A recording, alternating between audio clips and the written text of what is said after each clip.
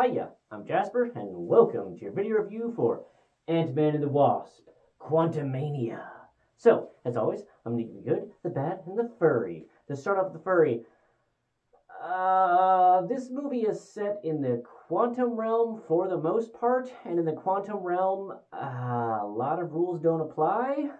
So there's a lot of things that could be considered furry, but I would say that for the most part, they're not main characters. They're just kind of like, if you remember the Tatooine bar scene where there's just a whole bunch of aliens. It's sort of like that, where there's a bunch of aliens in this, but for the most part,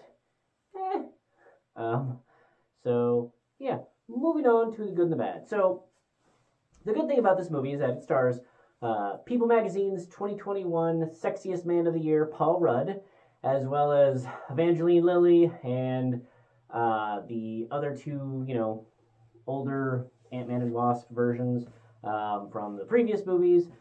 And then his daughter, although it's played by a different actress than it was in the previous movies, but it's fine because, aging and whatever else. She does a really good job. I like her. I don't remember that I've seen her in anything else, but I feel like I have, but I don't remember her name, so we'll see how her career goes and go from there. But this movie, it's clearly a Marvel Cinematic Universe movie in that they actually spent money on the CGI. So anytime that there's CGI on screen, and let me tell you, if you didn't get it from the fact that it's set in the quantum realm, there's a lot of it. But I will say that there was a couple of times where it's just one or two or three or whatever of the main actors, and then just really, really blurry background, or it might even be a little bit closer to somebody's face or their faces than I feel like it needs to be. And I feel like some of that was to save on let's just make the background uber blurry so we don't have to CGI as much of it, because that entire thing is CGI. So it's just them on blue screen. So I'm not saying that I ever saw the blue screen, or that there wasn't that fuzzy outline, or it wasn't that so much as I was just this is clearly just knowledge of how movies are made, and the fact that they're not actually in the quantum realm in real life, that this was filmed on a blue screen, so meh.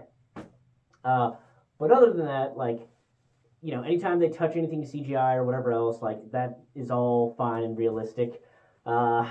I would say that it's not quite as fun as the Mirror Realm in terms of how the CGI blast things. And I would say it's a little bit less trippy than the first time they go to the Quantum Realm in Ant-Man 1, but I haven't rewatched Ant-Man 1 in a while, so I don't remember. The acting's fine. You have amazing actors. If you don't like them in the previous movies, you're not going to like how they act in this movie, but it's all well and good. It has some of the Marvel quippiness to it, but I would say not too much, but a couple of weird spots. So, overall, it wasn't too quippy, but just where they inserted a couple things, I'm I guess, but would that really be happening right now? I don't know. So, yeah, the music was fine. What I didn't like about it was that there was a few things where it's just kind of the premise of it, really, is something where if y'all just had a 5-minute conversation, you wouldn't have had this problem to begin with. This whole plot, I feel could have been avoided with just a few minutes of conversation. And then there was some power disparity things, but I can chalk it up to the quantum realm. And then a couple side characters where it just seemed like they were knockoffs, or that their sideline story didn't really go anywhere. So this movie, it was an entertaining ride. I did like the bad guy, so to speak, in it.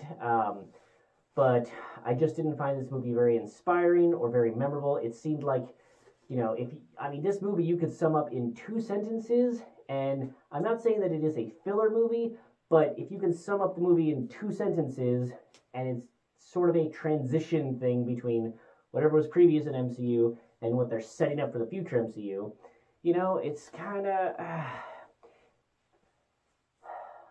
it's sort of like in Avengers 2, Age of Ultron, where so much of the movie was dedicated to setting up future movies that it took away a little bit from the Ultron part of the movie. So with this, it kind of seems like the whole plot is just to drive further things in the MCU, and it wasn't so much about what was going on here, because we kind of just based on the storyline, kind of know. We may not know the specifics of how it's going to end, but we kind of have a general idea of what direction things have to go, and that this is going to make force those future events. So not as good in my opinion. So I would say, it's a Marvel Cinematic Universe, so keep up with it. I don't think you have to have watched Loki to get everything that's in this, which I think is good that the MCU is maybe realizing that not everybody's watching all of the TV shows, because some of them suck! Looking at you, Captain Falcon America, garbage show. But this movie is okay. I guess thumbs up overall, but I'm not going to remember it. It's a transition movie, so it's okay. That's really what it comes down to. It's an okay movie, which is not high praise for an MCU movie or an Ant-Man movie, to be honest with you, but it's okay. So, yeah, that's all I have for this one. Thanks for coming. Thanks for watching. Hope to see you in the next one. Bye.